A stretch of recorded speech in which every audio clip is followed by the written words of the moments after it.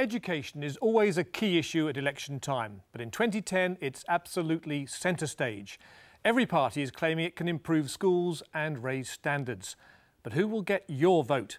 Welcome to Election 2010, Testing the Parties.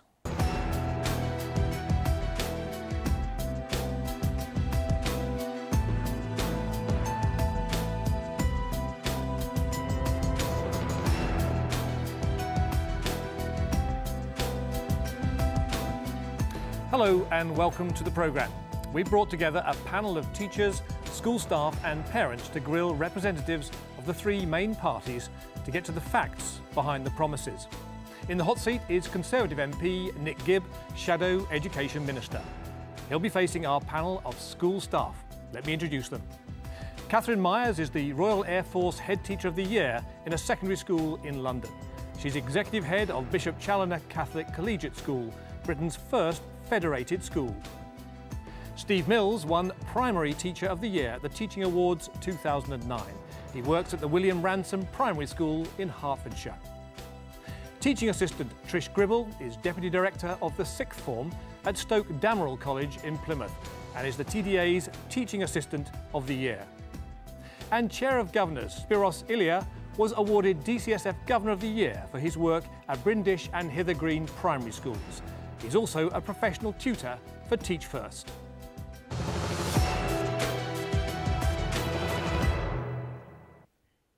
Welcome to you all and to Nick Gibb. Now, before we take the first question, let's have a look at the Conservatives' recent education pledges. This was David Cameron speaking at the party's spring conference in February. We are going to bust open the state monopoly. We are going to say to the churches, the charities, the voluntary bodies, come in and set up new great schools, sometimes small schools, so that we can have the diversity, the choice and the competition that's there in the private sector for the wealthy. I want it in the state sector for everyone, especially the poorest in our country. And it's not magic what a good school looks like. We all know it. It's a school with a uniform, with a discipline, with children who get up from their seats when an adult walks into the room, where teachers set and teach by ability, where we get the basics right. These are things we should have in all our schools for all our children. To those who say, well, Labour tried some of these things, but it hasn't happened, I would say this.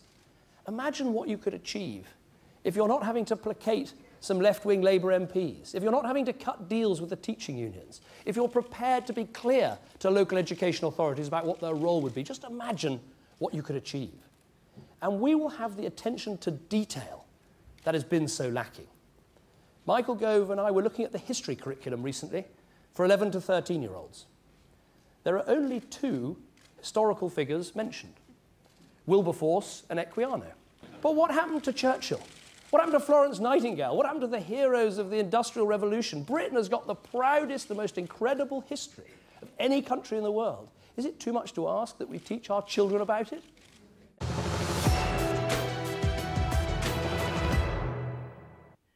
David Cameron there on his party's plans for new schools free of local authority control, for tougher discipline and a greater emphasis on important figures in British history.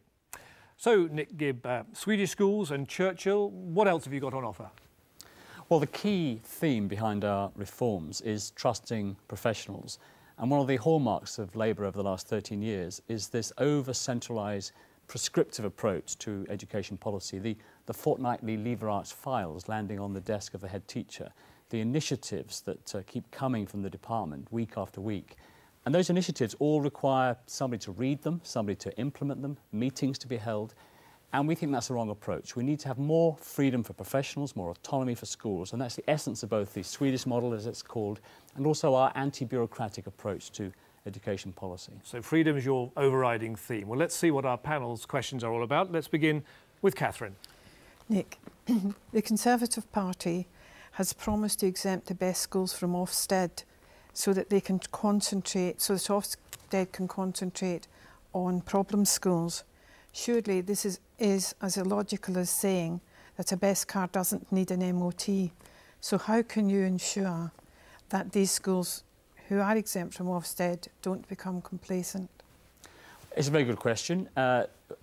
outstanding schools, good schools that are exempt from Ofsted won't be exempt forever. There'll be a traffic light system of warning. So, for example, if the results start to decline, if there's a large turnover of teachers, we'll look at the truancy rates, and if there's a complaint from parents, all those things will trigger an Ofsted inspection, which will then indicate whether the school is still outstanding and therefore exempt from future Ofsted inspections. But we believe very strongly that the resources of the state need to be focused on those schools that are underperforming, so we can make sure over time that all children from wherever they go to school are attending a good school. That's the focus of our reforms. You happy with that, Catherine? If you are going to bring about a traffic light system in the recession, in times of not having sufficient funds, how would you pay for this? And wouldn't the money be better spent in schools or in inspection? Yes, well, we're not intending to ratchet up the Ofsted's budget. The point is, given Ofsted's limited resources, no, we're talking about focusing those resources into areas where it's better spent. It's better for the time of inspectors to be spent in poorer schools that are struggling than in schools that are doing well. But of course we have to make sure that they are still doing well, and that's what the traffic light warning system's all about. Are there some areas that you'll be asking Ofsted to spend less time, and indeed to stop looking at, because you've talked about them focusing on teaching and learning more?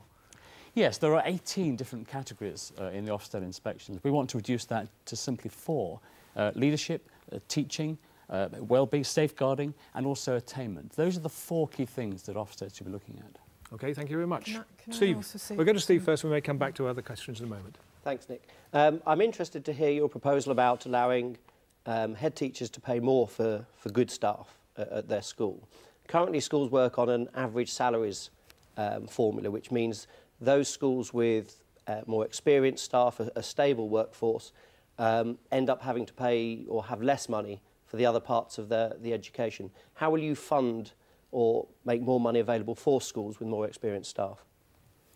Well, again, this is all about trusting professionals, trusting head teachers. We want to give them a greater flexibility to be able to pay teachers more so they can attract the best staff to their schools. So what we intend to do over time is to get more and more flexibility for head teachers so that they can run their school in the way they see fit to raise standards. They won't have flexibility unless they've got the money to do it, will they? That's the key point that Steve's making. That's it. The budget is set, and X% is used for teachers' salaries. If the schools have an experienced staff, that percentage is higher than in a. So they can distribute the cake as they like, but the size of the cake is what you're asking about. Well, that's going to be an issue for any government after the election, faced with constraints. But we do intend to make sure that money goes to the front line, will be safeguarded.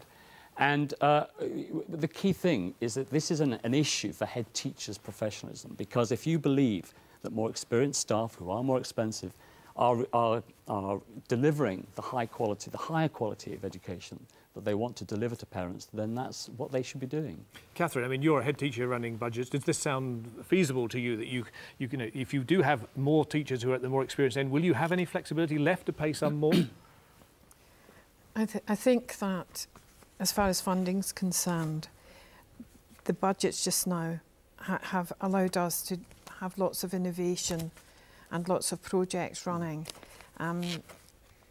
Teachers are becoming more expensive, but I presume that the more expensive teachers actually are delivering the results. Exactly. OK, so just so briefly it really on is that. A question of balance. How will you deal with that, Nick, that issue that more expensive teachers, they're more expensive because they're more experienced, and you want more experienced teachers, but there's only so much money to go around. You aren't going to be able to offer lots more extra money, are you? No, and no government after the election is going to be able to promise more money. And whatever Labour say, that is the reality of the position. But what we want to make sure is that teachers have the greater flexibility as possible so they can juggle their budgets as they see fit. And it is a balance, of course, between you pay a highly experienced professional, you have to pay them the going rate, but you get the results from that. Okay. And it's an issue for head teachers to decide, not for bureaucrats in Whitehall to decide for you. Let's move to the next question. Trish. OK, Nick, your manifesto document, Mending Our Broken Society, says that you will make it easier for teachers to use reasonable force to deal with violent incidents. Why is it in the 21st century we're talking about using reasonable force in the classroom? Well, you raise a good question. Why is it? But the reality is that 1,000 pupils a day are suspended for verbal abuse or violent abuse in our classrooms, and teachers are facing this, and we have to give teachers and head teachers the powers they need to be able to deal with that. And, you know, children cannot learn unless they're in a very stable, you know this, calm atmosphere. And if teachers feel they don't have the powers, or the wording of the legislation is too obscure that they fear taking action to deal with these disruptive pupils and to deal with potential violent situations, then we won't be able to tackle this persistent disruption in too many classrooms. I get the impression, Trish, behind your question is you don't think that force is the answer to this. I'd like to think it wasn't, and because I deal with pastoral care within a community college, I'm concerned as to what you would define reasonable force as. OK, how are you going to define it? Because that's always the difficulty, isn't it, Nick? Yes. It is, but what we need to be sure is that teachers don't feel that if there is a violent child in the classroom and they can't use reasonable force, some teachers feel that whatever they do, they then have to prove that they acted within the law. We want to reverse the presumption so that teachers are assumed that, you know, if they confiscate an item that's banned by the school rules or they search for that item, that will be within the rules. And the problem at the moment is that the boot is on the other foot, and this is intimidating teachers from taking reasonable action to deal with those situations, which we hope will be rare. Spiros. Nick, my question is to do with educational change. Now, ever since the creation of the national curriculum, and especially since 1997, change has happened very, very thick and fast, and more often than not, without enough time to evaluate that change. As a consequence, a lot of it has therefore not been value for money, and some of it has been negative in terms of the educational attainment of the child. What is your party going to do to make sure that doesn't happen in the future? Yes, I mean, I do agree with you. There has been this initiative ITIS from the government, which seems to be more driven by the next press release and the next day's headlines in the TES or in the national papers than by a long-term set of direction for the direction of travel of education policy, and we need to get away from that. Can you resist that? I mean, you've already been telling us how we should be teaching history and what sort of methods for teaching reading. It's going to be very difficult to resist it, isn't it?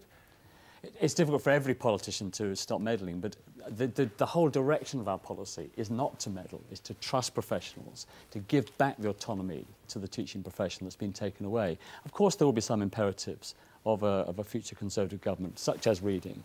But you know, we want to just make sure we make our reforms, give a long lead time for implementing reforms, and then leave be. Let teachers just get on with the job of teaching and not have to worry that in 2 weeks' time another Lever Arts file will arrive with a new initiative. In a word, Spiros, are you happy? Well, my question was to do with evaluation, and I appreciate what you're saying in terms of implementation, but the cycle of implementation and evaluation often takes at least 18 months. So therefore, any major change has to be given at least 18 months before it can even be judged to succeed or not. For letting schools get on with the things that you're asking them to do. Well, we've also been asking for your questions on Twitter. And here's one from Bob Harrison, who's the Vice Chair of Governors at Northern College in Barnsley. Now, he asks, what are your intentions to fund the BSF pipeline of over 500 schools which will not have contracts signed before a general election? What would your intentions be towards them? Well, we do believe in capital spending on renovating schools. It's very important that the fabric of buildings in our schools is as the highest possible quality. But Labour have already in their budget announced a 50% cut in capital spending over the next 3 years. So whoever's elected after the election will be facing these problems. And I don't know where... But they would have spent an awful lot of money on fees preparing for this. If they're still in the middle of that, if they're in that pipeline process, you can't give them any guarantees. Is that what you're saying? No, we will certainly honour commitments that have been made, absolutely. And, you know, but any government coming in after the election is going to face this problem of a 50% cut on Labour's figures in the capital spending. So when Ed Balls waves I don't want to get too much onto Labour's figures, but the key question here is, but you're saying so long as, even if contracts have not been signed, but if it's in the pipeline, you would honour the BSF? No, we've said that if contracts are ever in place, we will honour them and we'll look at... Otherwise... Yes, and it's difficult for an opposition to be more... to be clearer on this, because we are faced with not seeing the books. when Labour refuses to have a comprehensive spending review, it's terribly difficult. But we do believe in capital spending on schools. But the whole country is faced with Labour's inheritance of a 50% cut in capital spending. So that's as far as I'm able to go. All right, thank you very much. Now, to hear what others want to know from the politicians, our reporter Laura Turner went to speak to staff at the City Academy in North London. Here are their questions for Nick Gibb. My name's Dion White. I'm a literacy coordinator. My question goes out to Nick Gibb. I would like to know, why are you reintroducing phonics into literacy? Thank you. Hello, my name's Gareth Lewis. I'm a teacher of English and Media Studies. I'm also a staff governor at the City of London Academy, Islington. My question for Nick Gibb is, what can your party offer in terms of equality of opportunity for children as they begin their lives and go through their compulsory education? Hi, my name's Faye Benson. I'm an NQT humanities teacher. I would like to ask Nick Gibb about his free school proposals. Will you be allowing parents to set up their own free schools in areas where there are already surplus school places? And if so, do you accept that this will unfairly disadvantage those people from the poorest and most challenging backgrounds by creating a two-tier system?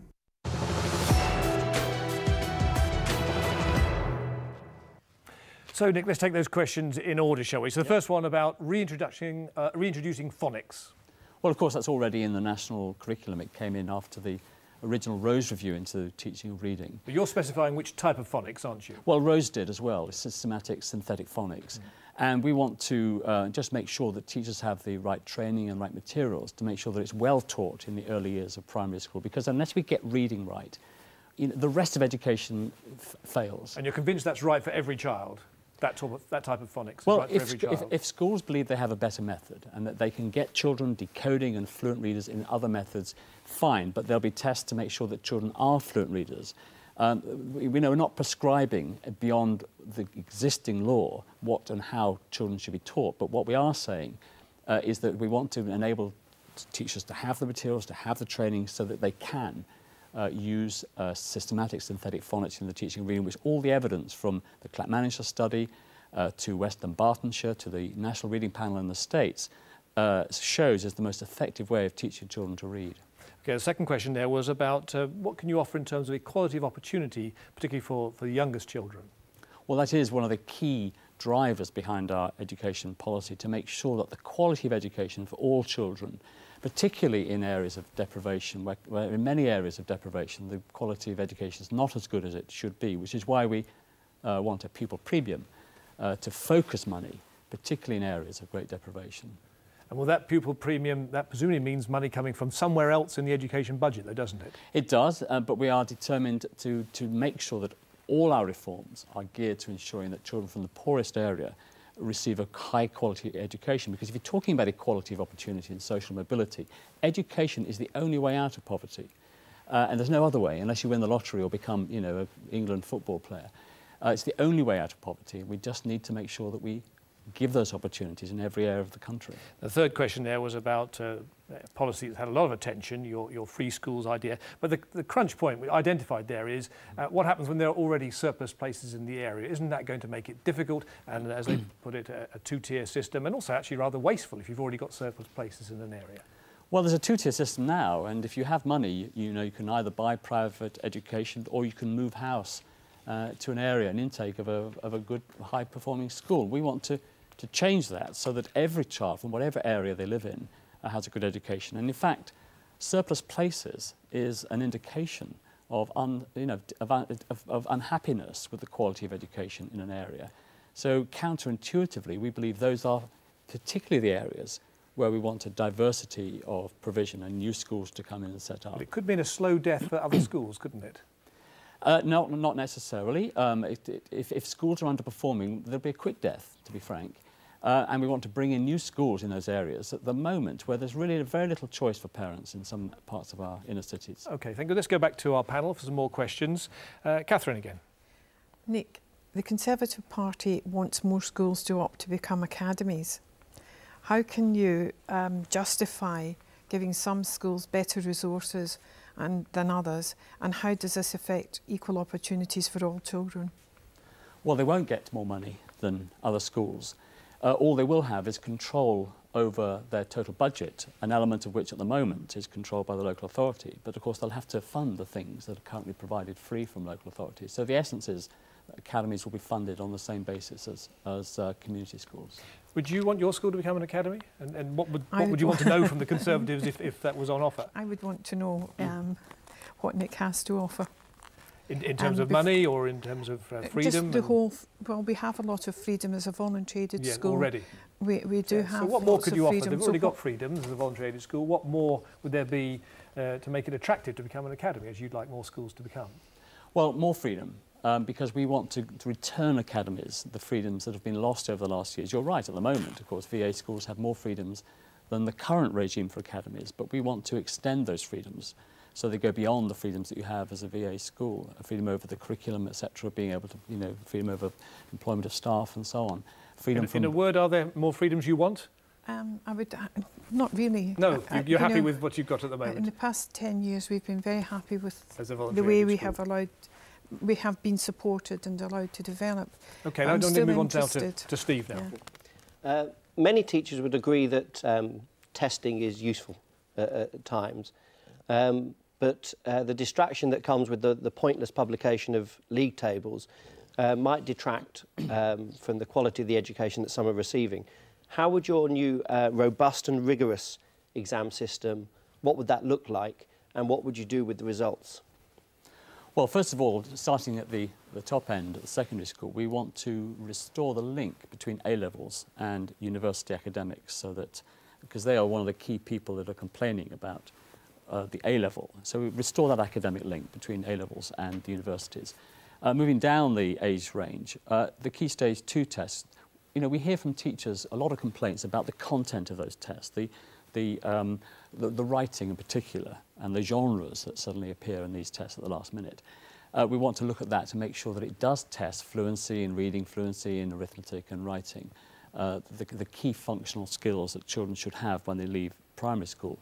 In terms of publication of those results, I do think that this is an important accountability framework. The end of primary school and the end of compulsory school education are the 2 points when we do have to have the publication of the results. And even if we didn't want to, we live in a freedom of information era, so even if we said we weren't going to publish those results, a newspaper would just submit freedom of information requests to all schools and they would publish it. So we're in a different era now where everything in the state sector is subject to transparency and openness. Sure. How are we going to reduce those schools that teach to the test, so to speak, and they're so worried about the league tables that history and geography and the arts, the narrowing of the curriculum, that's it, narrows down, and we focus on English and maths. Or do you not mind that? No, we do mind that. It's, the schools that teach to the test tend not to be the schools that get the kind of results that your school is getting, to be frank.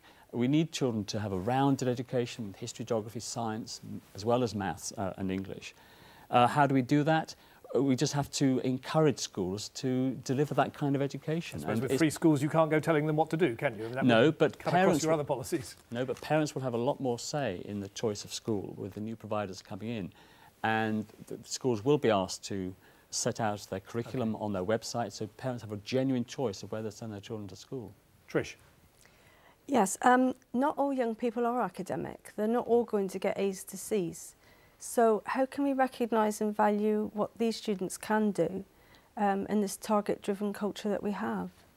No, it's a very good question, and we do need to enable schools to provide a range of qualifications. The BTEC has a very good reputation, and we need to encourage that. And schools may well want to trumpet their expertise in delivering, for example, the engineering diploma, and we want to encourage that, which is why we want to separate them out and get rid of the equivalences in the GCSE tables. You're a bit lukewarm about diplomas, aren't you? That's at least the impression people have got, that you're not that keen. Do you want to correct that? Well, it's teachers that are telling us that they are overcomplicated, that they are driving the timetable in many instances, where they're forced to provide all 17 lines, which means that they have to have these big blocks of history in one afternoon to enable... But it's reform, not abolition, you're talking about. It's reform, okay. And we're also going to remove the compulsion to provide all 17 lines, so schools can specialise in the diplomas they wish to provide. Okay. Spiros. Nick, education is so vital to the well-being of a society that inevitably all political parties want to get their hands on it.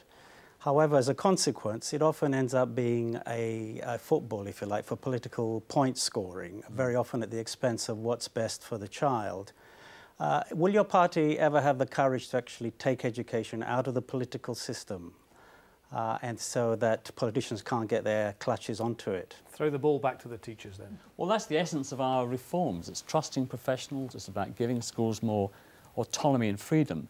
The problem is, though, if you have a state-funded education system, which we have, and we will always have, there will always be the involvement of democracy and politicians in the provision of that education. The key, though, is to resist the temptation to meddle every 2 weeks and to announce things because it makes a very good headline in the newspapers the next day. That's what's got to be resisted. And I think I believe that an incoming Conservative government, if we are fortunate to be elected, won't take that short-termist approach. You have one quick comeback. Is there any area you want to guarantee you won't interfere with? Just simply say that can still happen, but you can use a school model where you have the school being, or education run by professionals, but you have a governing body where politicians can be on.